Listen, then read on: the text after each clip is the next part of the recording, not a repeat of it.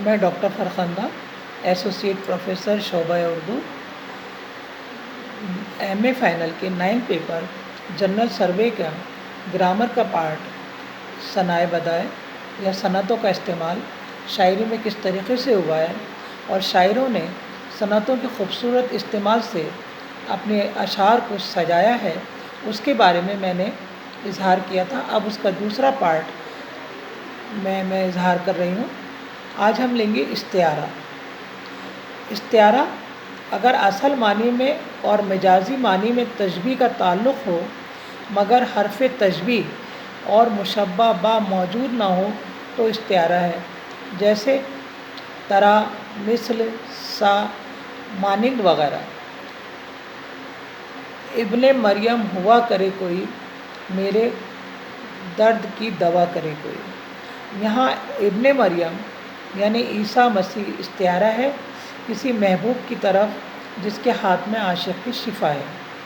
استعارہ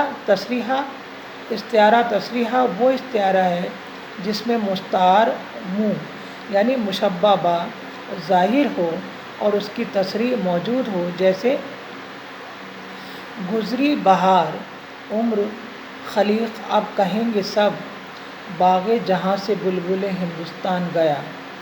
اس شعر میں خلیق نے خود کو بلبل ہندوستان سے استعارہ کیا ہے، اس کی تصریح شعر میں موجود ہے۔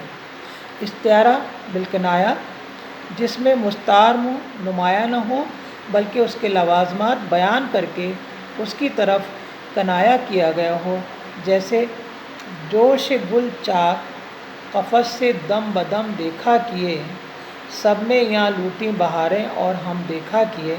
یہاں اسیر ہونے کا ذکر نہیں ہے مگر چاک قفس سے جوش گل کو دیکھنے کا اشارہ اسیر ہونے کی طرف ہے، یہی استعارہ بالکنایہ ہے۔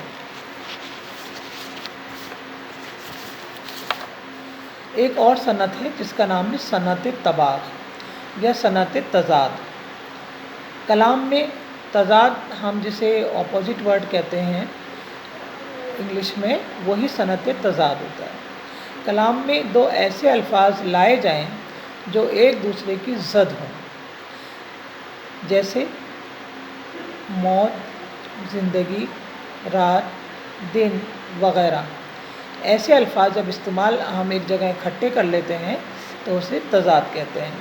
مثال کے طور پر ایک شعر ہے، ہوس کو ہے نشاط کار کیا کیا، نہ ہو مرنا تو جینے کا مزہ کیا۔ اس شعر میں مرنا اور جینا ایک دوسرے کی ضد ہیں۔ ایک اور شعر ملاحظہ ہو، گاہا مرتا ہوں گاہا جیتا ہوں، آنا جانا تیرا قیامت ہے، صبح ہوتی ہے شام ہوتی ہے، عمر یوں ہی تمام ہوتی ہے۔ مرنا جینا اس میں آیا ہے، آنا جانا آیا ہے، صبح شام کے لفظ آئے، اور یہی تضاد صنعت تضاد کہلاتی ہے۔ مبالغہ کہتے ہیں جھوٹ بولنا، یعنی کسی شے یا کسی شخص کی تعریف یا بڑائی کو اتنا بڑا چڑھا کر بیان کرنا کہ سننے والے کو یہ محسوس ہو کہ اب مبالغہ کا کوئی پہلو باقی نہیں رہ گیا ہے۔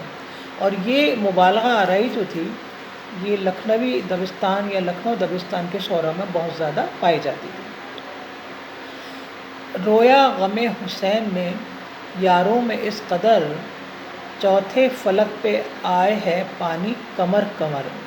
اس شعر میں غم حسین میں رونے کی کیفیت کو اتنا بڑا چڑھا کر بیان کیا گیا ہے کہ رونے سے اتنے آنسو بہے کہ زمین سے لے کر چوتھے فلک تک پانی کمر کمر تک پہنچ گیا۔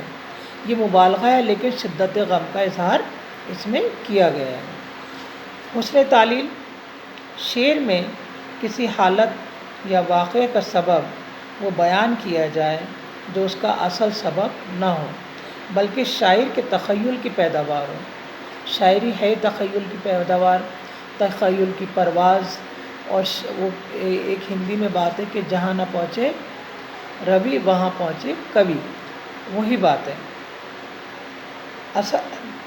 شعر میں کسی حالت یا واقعے کا سبب وہ بیان کیا جائے جو اس کا اصل سبب نہ ہو بلکہ شاعر کے تخیل کی پیداوار ہو، مثلاً سب کچھ کہاں لالا و گل میں نمایاں ہو گئیں، کیا کیا صورتیں خاک میں ہوں گی کہ پنہاں ہو گئیں۔ اس شعر میں لالا و گل کے کھلنے کا سبب یہ بتایا گیا ہے کہ یہ وہ حسین صورتیں ہیں